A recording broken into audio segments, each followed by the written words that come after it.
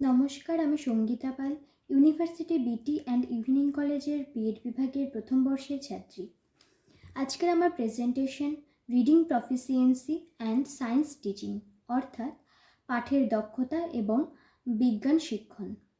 আজকের এই প্রেজেন্টেশনটি আমি ডক্টর অনিরুদ্ধ বর্মন স্যারের তত্ত্বাবধানে প্রেজেন্ট করছি। প্রথমে দেখে নেওয়া যাক বিজ্ঞান কী।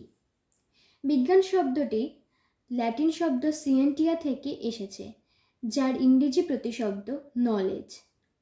বিজ্ঞান হলো প্রকৃতির পাঠ। প্রাকৃতিক ঘটনাসমূহকে পর্যবেক্ষণ, পরীক্ষা নিরীক্ষা, যুক্তি ও প্রমাণের মাধ্যমে বোঝা ও ব্যাখ্যা করার শাস্ত্রই হলো বিজ্ঞান। এরপর আমরা দেখব বিজ্ঞানের কিছু বৈশিষ্ট্য, যেগুলির মাধ্যমে আমরা বিজ্ঞানকে অন্যান্য শাখা থেকে আলাদা করে রাখতে পারব। প্রথমত, বিজ্ঞান পরীক্ষার উপর নির্ভরশীল। কোনো ধারণা বা তত্ত্ব তখনই বৈজ্ঞানিক বলে গণ্য হয় যখন তা পরীক্ষার মাধ্যমে প্রমাণিত হয়।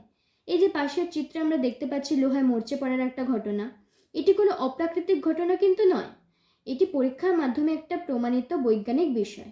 এরপর আসে পর্যবেক্ষণ। প্রাকৃতিক ঘটনাগুলিকে নিবিড়ভাবে পর্যবেক্ষণ করাই বিজ্ঞানের ভিত্তি। এই যে মরচে পড়ার উদাহরণটা আমরা দেখতে পাই, জল ও বায়ু উভয়ের উপস্থিতিতেই লোহায় মরচে পড়ছে। শুধুমাত্র জল বা কেবলমাত্র বায়ু থাকলে কিন্তু মরচে পড়ছে না। তো এটা আমরা পর্যবেক্ষণের সাহায্যে সিদ্ধান্তে উপনীত হতে পারছি। তারপর আসে যুক্তিনিষ্ঠতা। বিজ্ঞান যুক্তির ওপর প্রতিষ্ঠিত। এখানে কুসংস্কার বা কোনো অযৌক্তিক বিশ্বাসের স্থান নেই। যাচাই যোগ্যতা। বৈজ্ঞানিক তথ্য ও সিদ্ধান্ত পুনরায় পরীক্ষা করা যায়। এরপর আসে সার্বজনীনতা। বিজ্ঞানের সূত্র সর্বত্রই প্রযোজ্য। যেমন নিউটনের মাধ্যাকর্ষণ সূত্র পৃথিবীতেও কাজ করে, আবার চাঁদে গিয়েও প্রযোজ্য হয়। গতিশীলতা। বিজ্ঞান পরিবর্তনশীল এবং উন্নতিশীল। যেমন আমরা মোবাইল ফোনের ইভলিউশনের ক্ষেত্রে দেখতে পারি, আগে ছিল ল্যান্ডলাইন, তারপর আসে কিপ্যাড ফোন, তারপর স্ক্রিন টাচ এলো, তারপর 3G 4G 5G, আরও অনেক কিছু আসতেই থাকবে। তো বিজ্ঞান কখনোই স্থির নয়। এরপর আসে মানব কল্যাণমূলক দিক। চিকিৎসা, যোগাযোগ ব্যবস্থা, পরিবহন ব্যবস্থা, শিল্প, কৃষি, এসব ক্ষেত্রেই আমরা দেখতে পারি যে বিজ্ঞান আমাদের জীবনকে উন্নত ও সহজতর করে তুলেছে। এরপর আমরা দেখব বিদ্যালয় স্তরে বিজ্ঞান শিক্ষার উদ্দেশ্য কী, আমরা কেন শিশুদের বিজ্ঞান শেখাবো। প্রথমত, জ্ঞানমূলক উদ্দেশ্য। বিজ্ঞানের বিভিন্ন ঘটনা, তত্ত্ব, সূত্র, প্রক্রিয়া ইত্যাদি সম্পর্কে অবগত হলে শিক্ষার্থীরা বৈজ্ঞানিক তত্ত্ব উপলব্ধি ও ব্যাখ্যা করতে পারবে। এরপর আসে প্রয়োগমূলক উদ্দেশ্য। শিক্ষার্থীরা যাতে তাদের ধারণাকে বাস্তবিক জীবনেও প্রয়োগ করতে পারে, বিজ্ঞান শিক্ষার অন্যতম উদ্দেশ্যই হলো সেটা। যেমন ক্লাসে শেখানো হয় ভেজা হাতে সুইচ ধরবে না, তো এর কারণটা জানানো হয়, এর ফলে কি হয় সেটাও জানানো হয়। এটা যাতে শিক্ষার্থীরা ক্লাসের এই 4টা দেওয়ালের মধ্যে আবদ্ধ না রেখে বাইরেও অ্যাপ্লাই করতে পারে, সেই দিকে নজর দেওয়া হয়। দক্ষতা গঠন। বিজ্ঞানের উদ্দেশ্য হাতে কলমে কাজের মধ্য দিয়ে শিক্ষার্থীদের বিজ্ঞানে দক্ষতা অর্জন করানো। বৈজ্ঞানিক দৃষ্টিভঙ্গি গঠন। বৈজ্ঞানিক দৃষ্টিভঙ্গি গঠনের জন্য বিজ্ঞান নিরপেক্ষ কুসংস্কার মুক্ত চিন্তাভাবনা দরকার। তার জন্য বিজ্ঞানকে আত্মস্থ করতে হবে। যুক্তি দিয়ে যাতে কোনো কিছুকে বিচার করার ক্ষমতা ছাত্রছাত্রীদের মধ্যে গড়ে ওঠে, সেই দিকে নজর দিতে হবে। শিক্ষার্থীরা বিজ্ঞান সম্পর্কিত কোনো ওয়ার্কশপে অংশগ্রহণ করলে অনেক অজানা তথ্য জানতে পারবে। যেমন কিভাবে জগদীশচন্দ্র বসু, প্রফুল্ল রায়ের মতো ভারতীয় বিজ্ঞানীরা নিজেরা যন্ত্রপাতি বানিয়ে গবেষণাকে এগিয়ে নিয়ে গেছেন, সে বিষয়ে জানতে পারবে ও অনুপ্রাণিত হবে। এরপর আমরা জানব বিজ্ঞান শিক্ষাদানের কিছু বেসিক নিয়ম। প্রথমত, কোনো বিষয় সহজ সরল ভাষায় উদাহরণ দিয়ে, ছবি দিয়ে বা হাতে কলমে পরীক্ষার সাহায্যে ছাত্রছাত্রীদের বোঝাতে হবে। বইয়ের ভাষা সুলিখিত যাতে হয় সেই দিকে নজর দিতে হবে।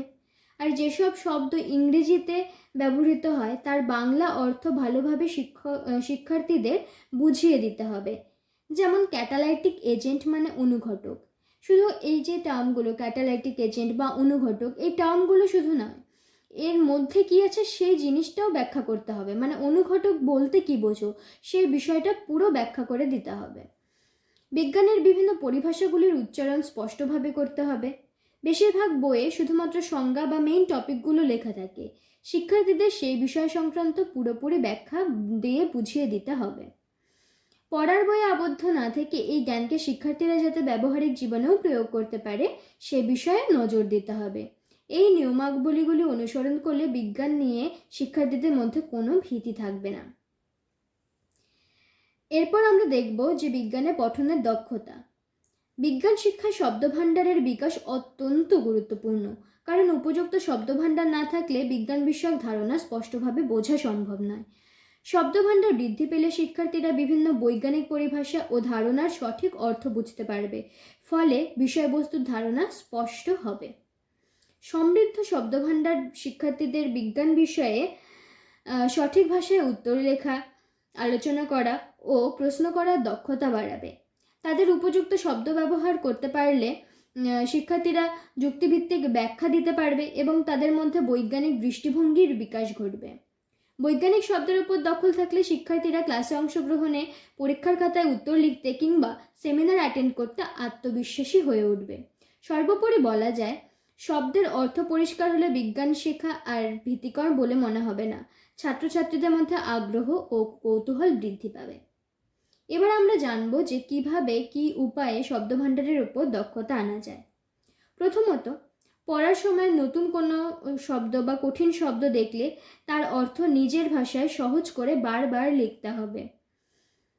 কোনো শব্দের সাথে বাস্তব উদাহরণ ব্যাখ্যা করলে শিক্ষার্থীদের বেশি ভালো করে মনে থাকে, তো আমাদের টিচারদের সেই বিষয়ে নজর রাখতে হবে। বৈজ্ঞানিক শব্দের সাথে ছবি দেখিয়ে পড়ালে মনে রাখা অনেক সহজ হয়।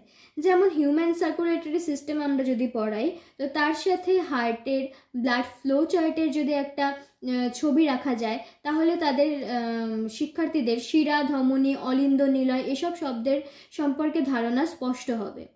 সবশেষে বলা যায়, নিয়মিত বই পাঠ করার সাথে সহপাঠী ও শিক্ষকদের সাথে আলোচনা করলে শব্দভাণ্ডারের ওপর ধীরে ধীরে দক্ষতা বাড়বে। Thank you.